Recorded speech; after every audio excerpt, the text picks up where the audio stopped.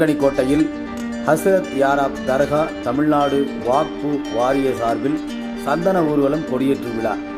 கிருஷ்ணகிரி மாவட்டம் ஓசூர் அடுத்த தேன்கனிக்கோட்டையில் நேற்று இரவு தேன்கனிக்கோட்டை ஹஸ்ரத் யாராப் தர்காவின் அலமே ஷரீப் என்கின்ற கொடியேற்று விழா தமிழ்நாடு வகிப் வாரிய நேரடி நிர்வாகத்தின் கீழ் வகிப் வாரிய தலைமையில் வருவாய்த்துறை காவல்துறை ஒருங்கிணைப்பில் அரசு சார்பில் கொடியேற்று விழா ஊர்வலம் தர்காவில் இருந்து புறப்பட்டு நகரின் முக்கிய வீதி வழியாக மீண்டும் தர்கா வந்தடைந்தது. தர்காவில் சந்தனம் ஏற்பாடப்பட்டு சிறப்பு துவா செய்து கொடியேற்றப்பட்டது.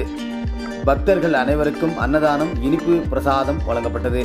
விழாவின் ஏற்பாடுகளை வகிப் வாரியம் செய்தனர்.